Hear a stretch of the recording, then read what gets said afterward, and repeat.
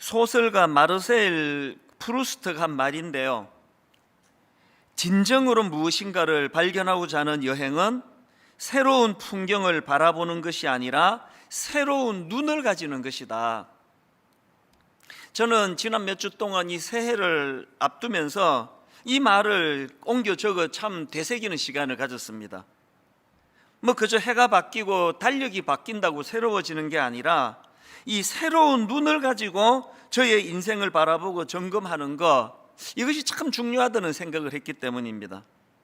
그래서 진정으로 무엇인가를 발견하고자 하는 여행은 새로운 풍경을 바라보는 것이 아니라 새로운 눈을 가지는 것이다. 저와 여러분 이 새해를 맞았는데 작년에 그 눈, 늘 익숙한 눈이 아니라 하나님이 주시는 이 시대, 이 상황, 또 올해에 꼭 필요한 새로운 눈을 가지고 하나님과 교회와 또 세상을 바라보는 그런 성도님들이 되시기를 바랍니다. 이게 참 어려운 게요, 엄마의 행복 연습이라는 책에 보면은 사람들은 보통 한 6만여 개의 생각을 가진다. 제가 그 글을 보고 깜짝 놀랐습니다. 이 어마어마한 거 아닙니까?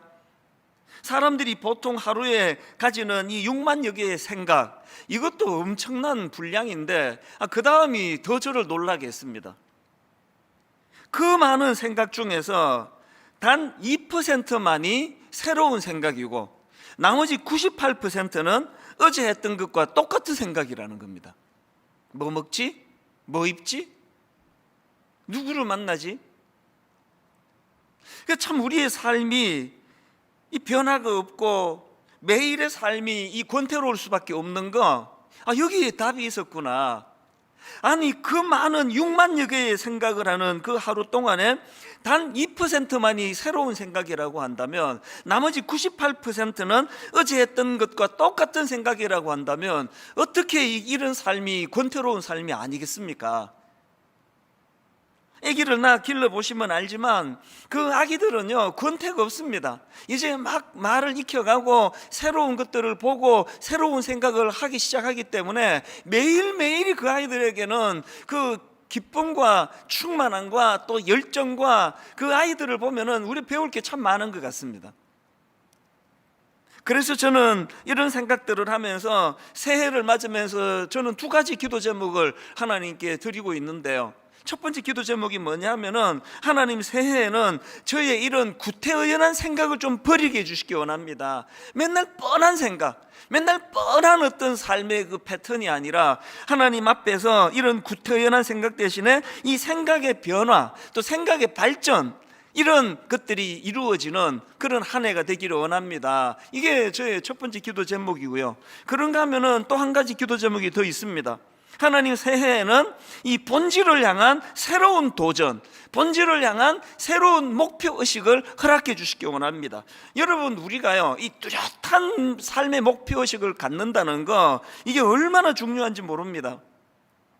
몇 주 전에 제가 마태복음 2장에 나오는 동방에서 온 박사들 이야기를 제가 말씀을 전하지 않았습니까? 그들은 막바지 실수해가지고 아니 예수님은 베들레헴에서 나셨는데 엉뚱한 예루살렘에서 지금 예수님을 찾는 치명적인 실수를 범했다고 말씀을 드렸는데요, 그런데 제가 주목하는 게 뭐냐면은 그 동방에서 온 박사들은 그런 엉뚱한 곳을 헤매는 위기 속에서도 결국은 어떻게 합니까? 결국은 예수님을 찾아 경배하게 됩니다. 마태복음 2장 11절, 집에 들어가 아기와 그의 어머니 마리아가 함께 있는 것을 보고 엎드려 아기께 경배하고, 비록 과정에서 혼란은 있었고 과정에서 엉뚱한 곳을 헤매는 우는 분명히 있었지만 그러나 그들은 그 상황에서도 결국은 목표를 가지고 있었기 때문에 예수님께 경배하고자 하는 그것들이 다 이루어진 거 아닙니까? 제가 이것들을 묵상하다가 보니까 우리 인생도 마찬가지입니다. 비록 과정에 실수가 있다 하더라도 그럼에도 불구하고 흔들리지 않는 목표를 가지는 것, 그래서 마태복음 2장 2절을 보니까 유대인의 왕으로 나신 이가 어디 계시냐, 우리가 동방에서 그의 별을 보고 그에게 경배하러 왔노라. 비록 지금 엉뚱하고 헤매고 있는 그 상황이라 할지라도 이 목표는 놓치지 않았다는 거예요. 이게 결국은 그 목표한 대로 아기 예수님을 만나 경배하는 결과를 가져왔다. 그래서 제가 이렇게 기도하는 겁니다. 하나님, 저에게도 이 본질을 향한 뚜렷한 목표를 허락해 주시기 원합니다. 해가 아무리 바뀌어도 절대로 변하지 않는 그 목표, 그 목표를 향해 달려가는 한 해가 되기를 원합니다. 이 두 가지 기도 제목을 가지고 기도하다가 보니까요, 딱 답이 하나 나오더라고요. 바로 이 두 가지 기도 제목이 이루어지기 위해서는 예수 그리스도를 내 인생에 개입시켜야 되겠다. 그분을 내 의지하는 주인으로 삼아야 되겠다. 그래서 딱 떠오른 말씀이 빌립보서 3장 14절 말씀입니다. 표대를 향하여 그리스도 예수 안에서, 이게 중요한 거 아닙니까? 표대를 향하여 그리스도 예수 안에서 하나님이 위에서 부르신 부름의 상을 위하여 달려가노라. 새해를 맞이하는 첫 주일인데요, 저와 여러분에게 이 뚜렷한 삶의 목표가 있기를 바랍니다. 그리고 이 목표를 이루는 과정에서 그리스도 예수 안에서라고 하는, 그분은 의지하고 그분이 주시는 힘을 가지고 그렇게 목표를 향해 달려가는 한 해가 되시기를 바랍니다. 제가 이 새해를 맞으면서 이런 생각들을 쭉 정리하다가 보니까 액기스로 요약해 놓은 이 모든 저의 생각들을 축약해 놓은 말씀 한 구절이 떠올라졌는데, 그게 바로 오늘 본문 이사야 9장 6절 말씀입니다. 이는 한 아기가 우리에게 낳고 한 아들을 우리에게 주신 바 되었는데 그의 어깨에는 정사를 메었고 그의 이름은 기묘자라, 모사라, 전능하신 하나님이라, 영존하시는 아버지라, 평강의 왕이라 할 것임이니라. 그래서 이사야 9장 6절 말씀을 지난 열만서부터 많이 묵상을 했습니다. 이 말씀이 오늘 저와 여러분 삶에서 정말 권태롭지 않은, 작년과 똑같은 그런 인생을 걸어가게 만들지 않는, 그래서 늘 의욕이 있고 활력이 넘치고 비록 순간순간 실수하고 혼돈하고 엉뚱한 곳을 헤맨다 할지라도 절대로 놓치지 않는 인생의 목표를 가지고 달려가게 만드는 힘, 이게 이사야 9장 6절 안에 다 녹아 있더라는 말씀입니다. 그래서 오늘 이 말씀을 좀 살펴보려고 하는데요, 여러분 오늘 본문의 그 말씀 배경 다 아시지 않습니까? 오늘 본문은 이 회복을 향한 하나님의 꿈의 선포로 시작되는 오늘 본문입니다. 1절을 보십시오. 이사야 9장 1절. 전에 고통받던 자들에게는 흑암이 없으리로다. 이 놀라운 하나님의 꿈이에요. 범죄하고 타락한, 그래서 흑암 속을 헤매는 인생들을 향한 하나님의 꿈이 이 말씀 안에 담겨 있거든요. 이 말씀 바로 앞에 나오는 8장 21절 22절을 보십시오. 위를 쳐다보거나 땅을 굽어보아도 환난과 흑암과 고통의 흑암뿐이리니 그들이 심한 흑암 가운데로 쫓겨 들어가리라. 왜 이런 끔찍한 말씀이 나오게 되었는가 하면은 지금 아람과 북이스라엘 연합군이 남유다를 침공한 상황인데요, 남유다 지도자들과 백성들은 이 하나님의 보호하심에 대한 약속을 불신하고 그래서 하나님을 의지하지 않습니다. 하나님을 의지하는 대신에 그저 눈에 보이는 강대국 아수르를 더욱 의지하는 그런 아주 미숙한 태도를, 또 악한 태도를 보입니다. 그 결과 사람들을 잘못 인도하는 자들에 대한 비참한 멸망의 심판을 경고하는 말씀이 나오는데, 이 무서운 경고의 말씀이 오늘 본문 8장 맨 끝에 나오고, 그러나 말씀이 그렇게 끝나지 않고 바로 그 다음 9장 1절에서 제가 전체를 읽어드릴 9장 1절요, 이 선포를 보십시오. 전에 고통하던 자들에게는 흑암이 없으리로다. 옛적에는 여호와께서 스불론 땅과 납달리 땅이 멸시를 당하게 하셨더니 후에는 해변길과 요단 저쪽 이방의 갈릴리를 영화롭게 하셨느니라. 여러분, 1절 말씀을 좀 쉽게 풀어 설명하자면 이런 선포예요. 하나님의 징계로 온 이스라엘 땅이 큰 고통에 빠질 것이다, 혼란에 빠질 것이다, 흑암에 빠지게 될 것이다. 너희들의 범죄함으로 말미암아 이 엄청난 대가를 지불하게 될 것이지만, 그러나 하나님의 은혜가 뭡니까? 그러나 하나님의 은혜로 이대로 끝나지 않는다. 회복은 일어난다. 이 고통의 날은 끝나게 되고 고통 가운데 있는 백성들이 위로함을 받게 될 것이다. 이 하나님의 꿈이 선포되는 게 1절이라는 겁니다. 그리고는 4절로 가서 이는 그들이 무겁게 맨 멍에와 그들의 어깨의 채찍과 그 압제자의 막대기를 주께서 꺾으시되 미디안의 날과 같이 하셨음이니이다. 하나님을 불신하여 위기에 빠진 그들에게 그러나 은혜로 결국은 승리의 기쁨을 맛보게 될 것이다. 그게 2절 3절에 이 승리의 기쁨을 누리는 표현이거든요. 흑암에 행하던 백성이 큰 빛을 보고 사망의 그늘진 땅에 거주하던 자에게 빛이 비치도다. 주께서 이 나라를 창성하게 하시며 그 즐거움을 더하게 하셨으므로 추수하는 즐거움과 탈취물을 나눌 때의 즐거움 같이 그들이 주 앞에서 즐거워하오니. 이렇게 오늘 본문에는 타락하고 하나님을 의지하지 않던 그들의 징계의 결과로 흑암에 빠질 그들의 모습을 그대로 방치하지 않으시고 빛으로 인도해 주시겠다, 이런 약속의 말씀들을 주시는데, 중요한 게 뭐냐? 이 놀라운 일들을 이루어 가시되 누구를 통해서 이루어지느냐? 한 아기를 통해서. 그게 예수 그리스도예요. 저는 사람들마다 기도 제목이 다 다르지 않습니까? 100명이 모이면 100가지 기도 제목이 있습니다. 그리고 사람들마다 각각의 아픔과 고통의 내용이 다 달라요. 이 문제 저 문제 천차만별입니다. 그런가 하면은 그런 고통의 문제를 해결하는 방식도 사람마다 다 다릅니다. 완전히 다릅니다. 이 모든 것들이 다 다른 우리들이 모여 지금 예배를 드리는데요. 왜? 이 모든 것들이 다른 저와 여러분이지만 공통점이 하나 있습니다. 이 문제를 풀어나가는 데 있어서 모든 분들이 기억해야 되는 표현 하나가 있다면 예수 그리스도를 통하여예요.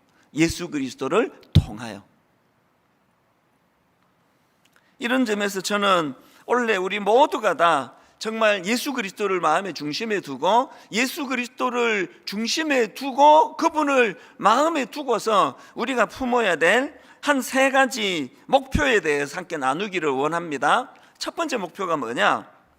소망 대신 예수 그리스도를 기억하고 묵상하자는 겁니다.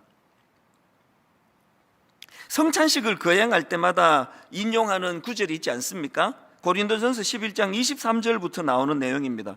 내가 너희에게 전한 것은 주께 받은 것이니 곧 주 예수께서 잡히시던 밤에 떡을 가지사 축사하시고 떼어 이르시되 이것은 너희를 위하는 내 몸이니 이것을 행하여 나를 기념하라 하시고, 식후에 또한 그와 같이 잔을 가지시고 이르시되 이 잔은 내 피로 세운 새 언약이니 이것을 행하여 마실 때마다 나를 기념하라 하셨으니, 여기 나오는 2번에 걸친 나를 기념하라, 나를 기념하라, 이 말씀은요, 나를 기억하라는 그런 의미예요.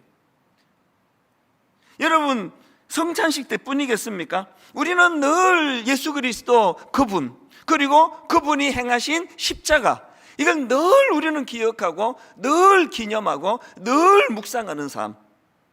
정말 올 한 해는 예수님을 깊이 묵상하는 한 해가 됐으면 좋겠습니다.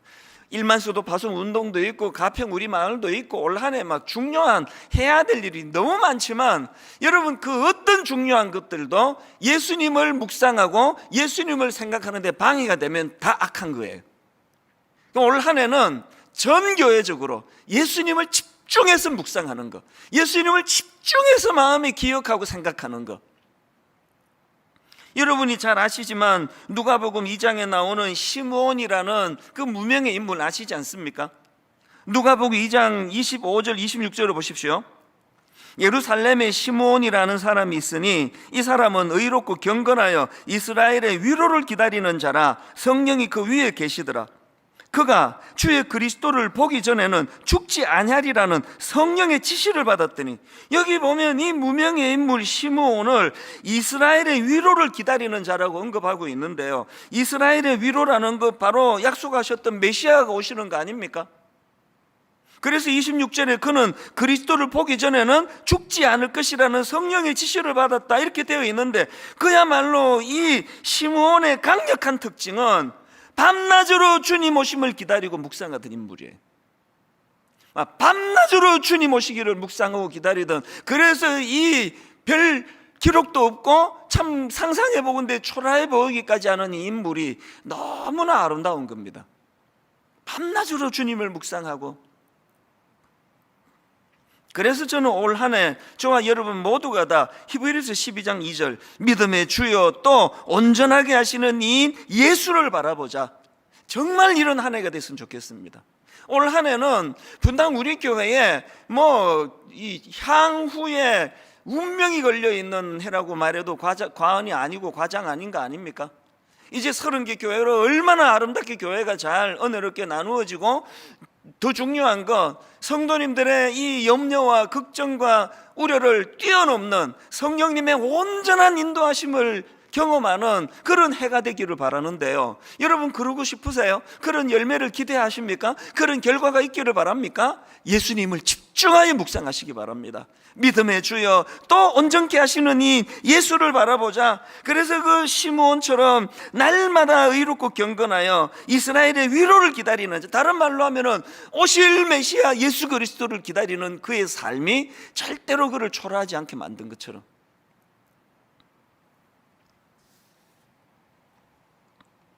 알리스트 맥그레스가 쓴 예수님을 경험하는 삶, 여기에 참 인상적인 그런 대목이 나오는데요, 내용을 한번 들어보십시오. 그리스도를 알아가는 데 있어서 그분이 행하신 일을 기억하는 것은 다음에 두 가지 유익을 가져다 준다. 첫 번째 유익은 그리스도가 사랑의 표현으로서 우리를 위해 과거에 하신 모든 일, 특히 십자가에서 죽으신 일을 언제나 기억할 수 있다는 점이다. 두 번째 유익은 그리스도가 우리에게 가져다 주신 복을 기억할 수 있다는 점이다. 그리스도가 우리 삶 속에 이미 해주신 일을 잊지 않을 때 우리는 그분이 앞으로 우리에게 해주실 일을 기대할 수 있다. 여러분, 여기에 나오는 우리가 소망 되신 예수 그리스도를 기억하고 묵상하는 것의 중요함을 여기다 기록하고 있는 거 아닙니까? 그냥 평탄한 길, 순탄하게 살아가는 길, 이거 구한다고 그렇게 되는 거 아닙니다. 이미 우리에게 행하신 예수님의 십자가와 우리를 향하신 그분의 사랑을 기억한다 할 때에, 그분이 앞으로 우리에게 해주실 일들을 기대하게 만든다고 한다면, 앞으로 우리에게 해주실 그 주님의 일들을 기대하는 삶이야말로 얼마나 이 소망이 넘치는 삶이겠습니까? 올 한 해 기대감을 가지고 예수 그리스도를 깊이 생각하고 묵상하는 한 해가 되시기를 주님 이름으로 축원합니다. 두 번째로요, 원래 우리가 가져야 될 목표가 하나 더 있습니다. 예수 그리스도의 영향력 아래 놓이기. 자, 오늘 본문 이사야 9장 6절을 세 번역으로 앞부분 읽어드립니다. 한 아기가 우리를 위해 태어났다. 우리가 한 아들을 모셨다. 그는 우리의 통치자가 될 것이다. 뭘 묵상해야 된다고요? 여러분, 우리가 주님을 기억한다고 하는 게 아니 벽에 막 큰 그 서양 남자 사진 걸어놓는 겁니까? 그 예수님 아니라고 그랬죠? 예수님 그렇게 잘생긴 분 아니라고 성경에 의하면. 그 잘생긴 서양 남자 벽에 걸어놓고는 불철주야 그거 뚫어지게 쳐다보는 게 예수님을 기억하는 겁니까? 아닙니다. 진정 예수님을 기억한다는 것은 그분이 내 삶의 통치자로 오신 분이라는 걸 인정하는 거예요. 진정 그분이 나를 다스리시는 분, 그래서 내가 그분의 영향력 아래 놓여 있는 상태, 이게 주님을 기억하는 거거든요. 제가 전에도 말씀드렸지만 틈틈이 그 백종원의 골목식당, 이 프로는 제가 가끔씩 보거든요. 그 프로를 쭉 보다가 보니까요, 야, 이 텔레비전의 위력이 대단한 것 같습니다. 그 골목 식당을 만든 프로그램의 목표가 뭐냐 했더니 죽어가는 골목 상권을 살리겠다. 아, 근데 진짜 살리더라고요. 이 방송의 파워는 이 말로 다 못합니다. 완전히 식당이 다 죽어가지고 이제는 뭐 그 월 임대료도 내기 어려운 그런 식당들도 이제 방송에 나오고 나면은 막 손님들이 줄을 서서 기다리고 막 이런 일들이 일어나요. 아, 근데 제가 이걸 쭉 계속 여러 번 보다가 보니까요, 그 이후가 딱 두 갈래로 나누어지는 겁니다. 되게 흥미롭습니다. 공통점은 초기에 똑같이 주목을 받고 가게가 살아나는 게 공통점이라면, 차이점은요, 한 1년 2년 지나고 나면 하나는요 다시 원래로 돌아가 버려요. 여전히 파리를 날리고 손님이 없는 쪽으로 되돌아가고, 하나는 2년 3년이 지나도 계속적으로 손님이 들끓는 그런 잘 되는 식당으로 변모가 되더라고요. 그 흥미롭잖아요. 이 차이가 뭘까 생각해 봤더니 딱 이겁니다. 이거 어떤 사람은요 어떤 식당 주인은 백종원 씨라고 하는 유명인의 존재만을 이용하려고 그래요. 그래서 막 그분하고 찍은 사진을 막 크게 벽에다 붙여놓고 하는데 음식은 영향을 안 받습니다. 뭐 옛날 그대로 그냥. 그래서 이제 막 후기가 달린 거 보면은 이상하게 맛이 없다, 뭐 덜 익은 거 나왔다, 그런 글들이 나오는 게 거의 공통점이더라고요. 그런가 하면은 2년 3년이 지나도 계속 잘 되는 거는, 잘 되는 식당을 제가 유심히 보니까요, 그저 겉으로 뭐 사진 붙여놓고 친밀감을 과시하고 이런 정도가 아니라 계속 그 백종원이라는 요리 잘하는 분의 영향을 받더라고요. 그래서 계속 그분에게서 또 지도를 받고 또 그분이 추구하고 있는 것들을 계속 노력을 하고, 그걸 보면서 저는 목사니까요, 오늘 우리 성도님들의 주님을 향한 생각의 깊이가 어느 쪽일까? 그래서 이력서에다가 나 기독교, 그 집에다가 그냥 예수님 사진 붙여놓고, 그러나 그분의 영향은 별로 받지 않는 거, 우리가 깊이 돌아보고 점검해야 될 모습들 아닙니까? 그렇기 때문에 저와 여러분 모두가 다 정말 우리가 예수님을 깊이 생각하고 그분을 묵상한다면 우리는 그분의 영향력 아래 놓여 있는가? 이거 점검하셔야 됩니다. 오늘 본문이 너무너무 좋은 잣대 아닙니까? 6절 후반부 한번 자세히 보십시오. 그의 이름은 기묘자라, 모사라, 전능하신 하나님이라, 영존하시는 아버지라, 평강의 왕이라 할 것임이라. 여러분, 여기 나오는 기묘자라, 모사라, 영어 성경으로는 원더풀 카운셀러 아닙니까?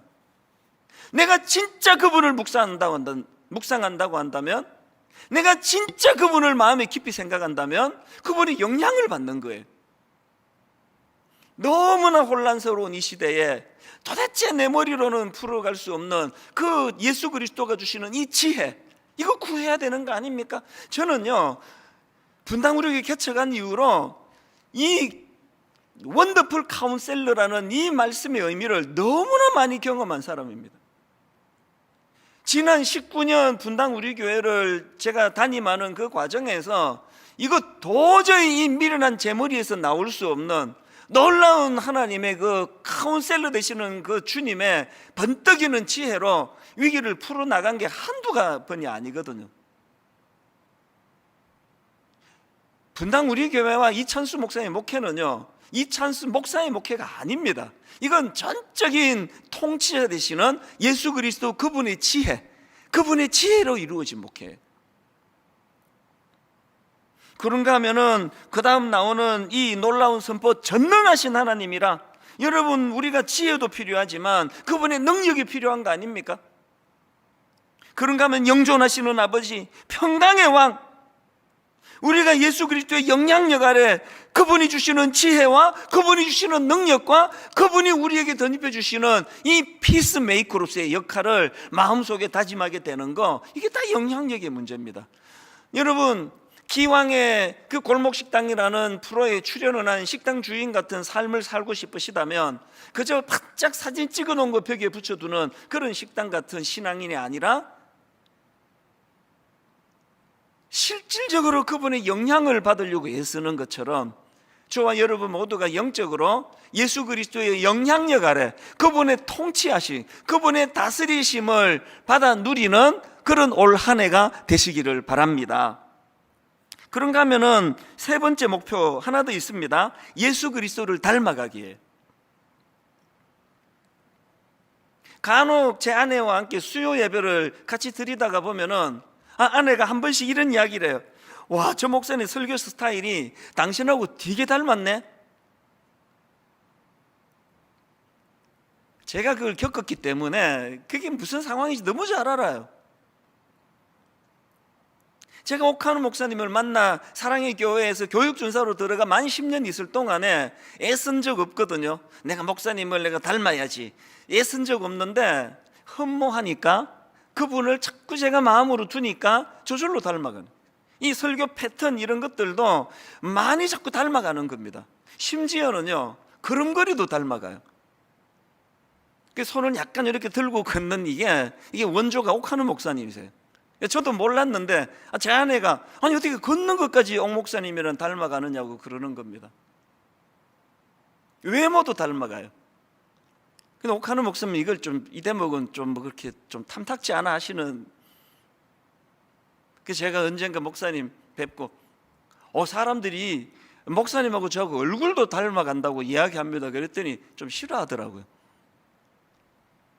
나 젊었을 땐 잘생겼는데 지금 생각하니까 되게 이게 또 상처가 되네요. 막 그런 말씀조차도 저는 너무 유쾌하고 좋은 거예요. 여러분, 우리가 진짜 그분의 영향력 아래 놓여 있다면, 우리가 진짜 매일매일의 삶에서 그분을 우리가 묵상한다면 어떻게 우리가 예수 그리스도의 인격을 닮아가지 않을 수가 있겠냐면, 지난 송구 영신 예배 때 제가 야베스라는 인물을 가지고 말씀을 전했는데요, 야베스를 한마디로 정의를 하라면 그는 고통의 문제, 결핍의 문제, 참 그 인생의 출발이 어려웠던 인생이었는데 그것을 방치하지 아니하고 정말 적극적으로 그 어려움의 문제를 해결하려고 노력한 사람인데, 중요한 게 뭡니까? 자기 노력이 아니라 하나님 주시는 은혜로 이것을 극복하려고 했다. 그래서 제가 역대상 4장 10절 말씀, 여기 굵은 글씨를 보십시오. 얼마나 하나님을 의지했는지. 야베스가 이스라엘 하나님께 아뢰어 이르되, 주께서 내게 복을 주시려거든 나의 지경을 넓히시고 주의 손으로 나를 도우사 나로 환난을 벗어나 내게 근심이 없게 하옵소서 하였더니 하나님이 그가 구하는 것을 허락하셨더라. 여기서 중요한 건요, 하나님이 그가 구하는 것을 허락하셨더라의 범위입니다. 범위. 제가 10절에서 발견한 게 뭐냐, 그가 이걸 구합니다. 나의 지역을 넓히시고. 우리는 이런 말씀을 받을 때 그야말로 어떤 외적인 거, 물질적인 거, 우리도 그냥 아파트 평수 넓혀주세요, 아버지 땅 좀 많이 사게 해주세요, 뭐 월급 오르게 해주세요, 이런 것들로 이렇게 그것들로만 이런 말씀을 적용하면 안 된다는 겁니다. 제가 이 역대상 4장에서의 야베스에 대한 속의 흐름을 보면서 중요한 걸 발견했는데요. 자, 역대상 4장 9절 세 번역을 한번 보십시오. 야베스는 그의 가족들 중에서 가장 존경을 받았는데 그의 어머니는 고통을 겪으면서 낳은 아들이라고 하여 그의 이름을 야베스라고 불렀다. 여러분, 지금 야베스라는 인물을 묘사하면서 성경이 왜 이 둘을 대비해서 설명합니까? 지금 그가 고통을 겪으면서 낳은 아들이라는 거하고 많은 사람들에게 존경을 받았다는 게, 이게 얼핏 보기에는 이게 부조화인데 왜 이 다른 요소를 기록을 했지? 제가 깨달은 게 뭔지 아십니까? 여러분, 하나님의 기도 응답이라는 것은요, 어떤 결핍의 문제를 가지고 우리가 구할 때 그 기도 응답으로 그 문제만 응답되는 게 기도가 아니라는 겁니다. 야베스는 자기의 결핍의 문제를 가지고 하나님께 부르짖어 기도할 때 그 기도를 통해 늘 하나님 가까이로 나아가니까 야베스가 하나님 닮은 인격으로 변화가 되는 거 아닙니까? 이런 점에서 저와 여러분은 예수 그리스도가 가진 힘과 능력만 구하는 그런 인생이 아니라 정말 그분의 인격, 그가 가지신 이 평화의 왕이라고 하는 이 피스메이커라고 하는, 아버지 올 한 해 소원이 있다면 첫째가 뭐라 그랬죠? 그 주님을 늘 묵상하고 주님을 기억하는 한 해가 되기를 바랍니다. 둘째가 뭐라 그랬죠?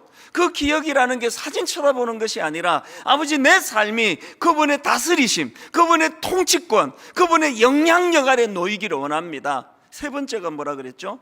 그 결과 아버지 영적인 깊이, 주님을 닮아가는 성숙, 성화가 이루어지기 원합니다. 그래서 여러분, 에베소서 3장 14절부터 19절은 옮겨 적어놓고 묵상하시면 좋겠습니다. 이러므로 내가 하늘과 땅에 있는 각 족속에게 이름을 주신 아버지 앞에 무릎을 꿇고 비노니 그의 영광의 풍성함을 따라 그의 성령으로 말미암아 어떻게 해요? 너희 속사람을 능력으로 강건하게 하시오며 믿음으로 말미암아 그리스도께서 너희 마음에 계시게 하시옵고 너희가 사랑 가운데서 뿌리가 박히고 터가 굳어져서 능히 모든 성도와 함께 지식에 넘치는 그리스도의 사랑을 알고. 그래서 여러분, 이 19절에 결론적으로 이 말씀을 기억하셔야 됩니다. 그 너비와 길이와 높이와 깊이가 어떠함을 깨달아 하나님의 모든 충만하신 것으로 너희에게 충만하게 하시기를 구하노라. 올 한 해 개인적으로 또 교회적으로 이 주님을 닮은 영적인 깊이와 성숙함이 이루어지기를 바랍니다. 사실 저는 최근에 제 아내와 이런저런 얘기를 나누다가요, 분당우리 담임 목사로서 저에게 꿈이 하나 있습니다. 제가 아내에게 이런 말을 했습니다. 나는 분당우리 담임 목사로서 내가 지켜야 될 무형의 자산이 있다고 생각한다. 올 한 해 이 무형의 자산을 잘 지켜내는 한 해가 되도록 저는 기도하고 제 아내도 그렇게 기도해 주기를 바라고 있습니다. 우리 교회가 가지고 또 지켜야 될 무형의 자산이 뭡니까? 그건요, 분당 우리 교회 성도님들이 나 분당 우리 교회 다녀, 나 분당 우리 교회 성도야, 이것이 그분들에게 긍지가 되게 하도록. 사람은요, 유형의 자산은 지키는데 참 애를 많이 씁니다. 몇 층짜리 건물을 갖고 있다, 그거 지키려고 얼마나 애씁니까? 내가 몇 평짜리 아파트를 갖고 있다, 내가 땅을 좀 갖고 있다. 눈에 보이는 자산은 굉장히 소중하게 다루는데요, 이 무형의 자산, 분당 우리 교회가 그냥 땅이 엄청나게 많다, 엄청나게 자산이 많다, 이런 것들을 지키기보다 더 소중하게 제가 담임 목사로서 지켜야 되는 건 이 교회를 긍지할 수 있도록. 제가 조금 전에도 옥하는 목사님 말씀을 드렸습니다만, 저는 옥 목사님에게 진 빚이 많습니다. 30대 초반에 교육전사로 사랑의 교회를 들어가서는 그 교회가 저에게 얼마나 큰 긍지였는지, 그때는 결혼하기 전인데요, 자취할 때 그 자취방, 그 조그마한 방 안에 있는 그 거울에다가 사랑의 교회 교패를 달은, 세수하고는 수건으로 닦으면서도 그 교패를 보면서 너무 긍지가 많은 겁니다. 내가 사랑의 교회 교육전도사라니. 샤워할 수는 없고요, 이제 머리 감고 이제 물 데워가지고 머리 감고 나면은 그 추운데 막 머리를 말리면서 그 교패를 보면서 그 긍지가, 내가 비록 지하 단칸방에 살지만 나 사랑의 교회, 나 교육전사야. 10년 동안 옥하는 목사님께서 내가 사랑의 교회 교역자라고 하는 이 긍지, 이것을 지키도록 해주신 게 내게 가장 큰 빚이에요. 이 빚을 제가 갚아야 되는 거 아닙니까? 저는 분당 우리 교회 성도님들이 나 분당 우리 교회 다녀, 누가 묻지도 않는데 회사에 가가지고 나 분당 우리 교회 성도예요, 이거를 빼앗는 짓은 가장 잔인한 짓이라 생각합니다. 제가 아내에게 이런 마음의 소원을 나누다 보니까 하나님께서 주시는 마음에 너무너무 벅찬 소원이 있더라고요. 여러분, 우리 내면에 이런 마음의 소원이 있다면, 그래서 담임 목사부터 시작해서 장로님들로부터 시작해서 모든 성도님들이 분당 우리 교회에 대한 이 보이지 않는 무형의 자산, 우리 교회 다니는 게 나는 긍지예요, 나는 우리 교회 다니는 게 자랑스러워요, 이렇게 하는 것을 빼앗지 않기 위해서는, 이 무형의 자산을 지키기 위해서는 어떻게 해야 됩니까?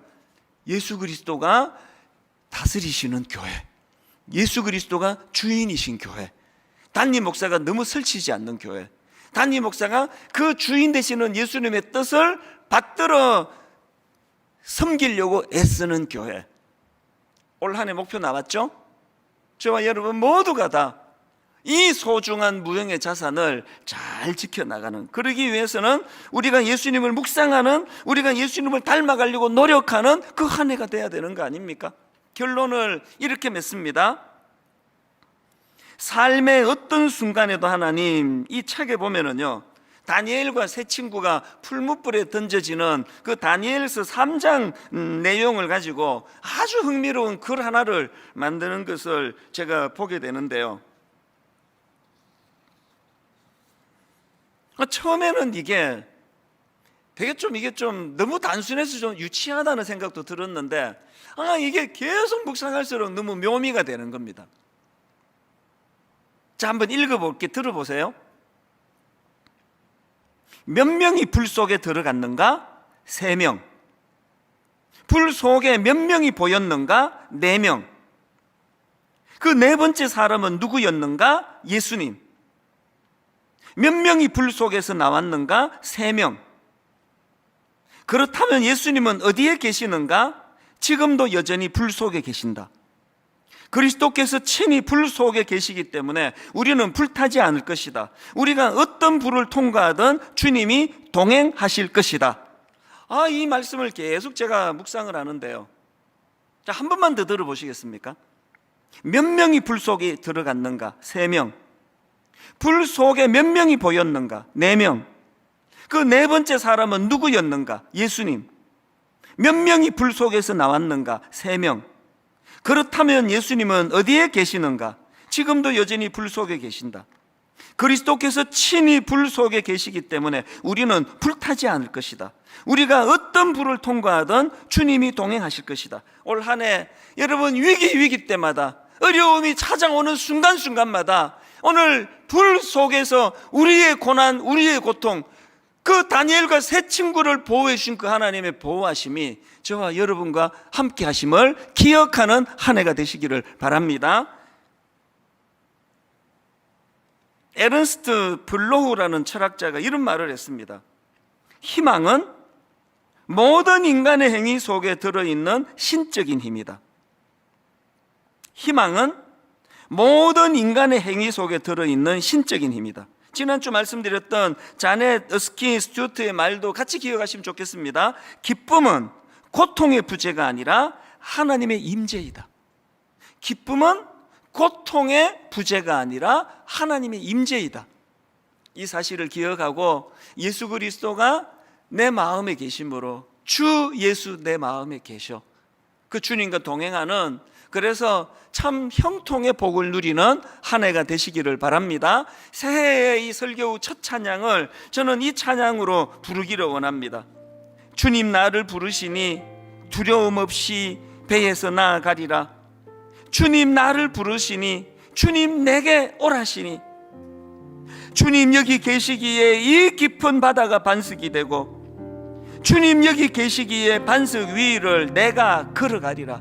여러분, 풍랑은 내가 어떻게 잠재울 수 없다 할지라도 주님의 손을 잡고 그 풍랑을 견디는 일을 할 수 있지 않습니까? 가사를 생각하시면서 우리 한번 이 찬양 같이 불러드리기 원합니다. 마음을 담아 찬양합니다. 주님 나를 부르시니 주님 나를 부르시니 두려움 없이 배에서 나아가리라. 배에서 나아가리라. 주님 나를 부르시니 주님 내게 오라시니 주님 내게 오라시니 주님 보고 계시기에 주님 보고 계시기에 의심치 않고 바다를 걸어가리라. 의심치 않고 여러분, 풍랑치는 인생의 고비고비마다 주님 보고 계시기에 주님 여기 계시기에 여러분 인생길 가운데 이렇게 선포하기 원합니다. 주님 여기 계시기에 이 깊은 바다가 반석이 되고 고비고비마다 주님 여기 계시기에 반석 위를 내가 걸어가리라. 여러분 이렇게 선포하기 원합니다. 주님 여기 계시기에 저 거친 파도가 반석이 되고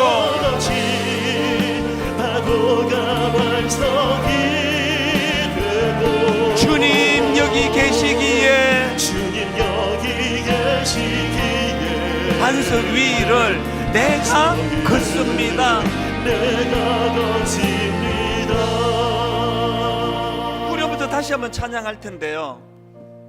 해가 바뀌었다고 뭐가 달라졌습니까? 텅 빈 예배당에서 설교하는 거 작년과 그대로 아닙니까? 뭐가 달라졌습니까? 오늘 나를 짓누르는 인생의 무게가 해 바뀌었다고 하나라도 없으십니까? 그대로예요. 그럼 뭐가 달라지는 겁니까? 맨 서두에 말씀드렸잖아요. 진정으로 무엇인가를 발견하고자 하는 여행은 새로운 풍경을 바라보는 것이 아니라 새로운 눈을 가지는 거라고. 달력 바뀐다고 달라지는 게 아니라 하나님 새해에는 내 삶을 바라보는 눈이 달라지기를 원하는데, 무엇을 중심에 두고? 예수 그리스도가 예수 그리스도를 통해서 일하고 계시다는 걸 자각하는 것, 그 필터로 바라보기를 원합니다. 그래서 주님 여기 계시기에, 주님 여기 계시기에 이 깊은 바다가 반석이 되고, 주님 여기 계시기에 반석 위를 내가 걸어가기를 원합니다. 하나님, 올 한 해 이 입술에 고백이 있기를 원합니다. 이 소원을 가지고 우리 후렴부터 마음을 다하여 선포합니다. 주님 여기 계시기에, 주님 여기 계시기에 이 깊은 바다가 반석이 되고, 바다가 반석이 되고, 주님 여기 계시기에 주님 여기 계시기에 반석 위를 내가 걸어가리라. 내가 걸어 마음을 다하여 선포합니다. 주님 여기 계시기에 주님 여기 계시기에 반석 위를 저 거친 파도가 반석이 되고, 주님 여기 계시기에 주님 여기 계시기에 반석 위를 내가 걷습니다. 여러분, 우리가 한 번 더 전 마음을 다하여, 전심을 다하여 주님 여기 계시기에 주님 여기 계시기에 이 깊은 바다가 반석이 되고, 이렇게 한번 선포해보지 않으시겠습니까? 주님 여기 계시기에 주님 여기 계시기에 반석 위를 내가 걸어가리라. 내가 걸어 주님 여기 계시기에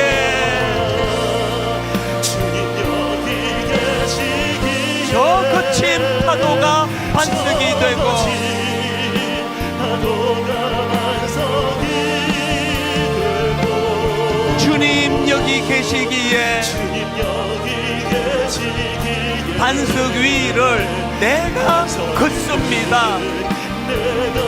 오 신실하신 주,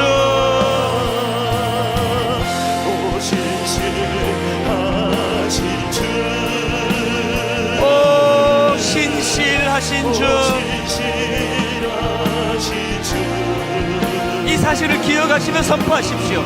내 너를 떠나지도 않으리라. 신실하신 그 주님, 내 너를 버리지도 않으리라. 약속하셨던 주님, 약속하셨던 주님, 그 약속을 지키사 그 약속을 지키사 이후로도 영원토록 영원토록 나를 지키시리라 확신하네. 우리 다 자리에서 일어나셔서 전심으로 선포합니다. 오 신실하신 주, 오 신실하신 진실로 이렇게 고백하기 원합니다. 오 신실하신 주, 오 신실하신 주, 내 너를 떠나지도 않으리라. 너를 떠나지도 않으리라, 내 너를 버리지도 않으리라. 버리지도 않으리라, 약속하셨던 주님, 약속하셨던 주님, 그 약속을 지키사 그 약속을 지키사 이후로도 영원토록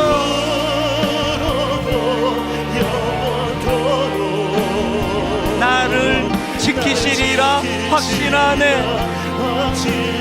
이후로도 영원토록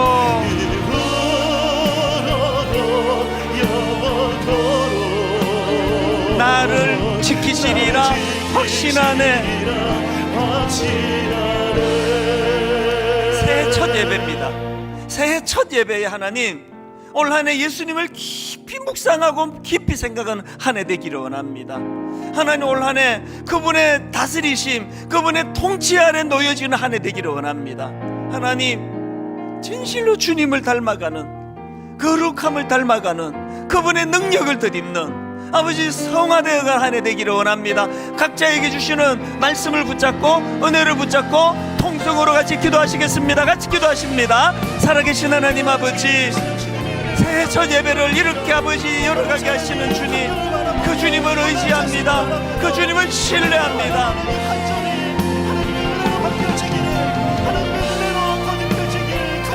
우리가 지켜내야 될 가장 소중한 가치가 있다면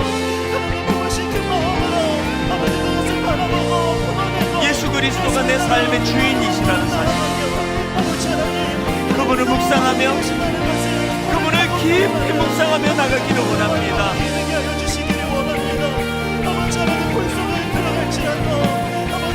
그분이 내 삶을 다스리시는 통치자가 되시기를 원합니다.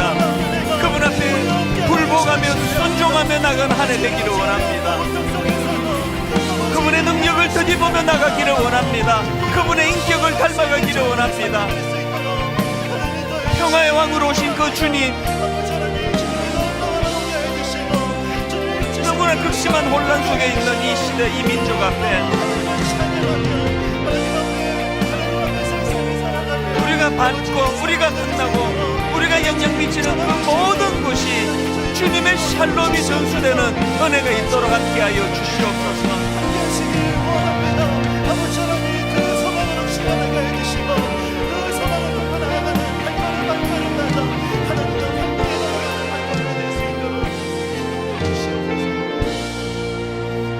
고마우신 하나님 아버지, 해는 바뀌었지만 달력은 바뀌었지만 우리들 삶의 무거운 짐은 여전한데, 오늘도 하나님 앞에 이 짐을 혼자 허덕이며 끌고 가는 고독한 인생길이 아니라 주님을 묵상하며 그분이 내 삶의 주인이 되시고 나를 다스리시는 분이심을 인정하며 부족하지만 그분의 인격을 닮아가려고, 그분의 능력을 덧입으려고 애쓰고 노력하는 그 과정 속에 하나님, 비록 우리를 엄습하는 풍랑은 잠잠케 할 능력이 없다 할지라도 주님의 손을 붙잡고 그 풍랑에 아버지 도전하며 걸어가기로 결단하는 믿음은 가능한 줄로 믿습니다.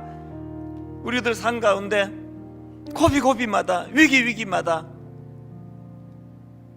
주님 거기 계시기에, 주님 여기 계시기에, 주님 우리와 함께 계시기에 외롭지 않고 너무 큰 두려움에 오래 지속되도록 빠지지 아니하고 순간순간 두려움이 엄습하는 그 순간마다, 맞아, 주님이 여기 계시는데, 주님이 나와 함께 계시는데, 주님이 나의 주인이 되시는데,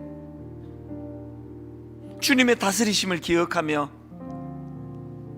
때리시고 또 어루만 주시는 그 은혜를 기억하며 우리의 범죄함으로 때로 어둠에 빠져 있다 할지라도 빛으로 인도해 주는 그 주님을 기억하며 그렇게 힘을 얻어 달려가는 그런 올 한 해가 되도록 인도하여 주시옵소서. 모든 성도님들, 예배하는 성도님들 마음속에 이 소망을 허락해 주심으로 말미암아 다시 한번 달려갈 수 있는 아버지 마음의 확증, 이 믿음을 허락해 주시는 올 한 해 되도록 인도하여 주시옵소서.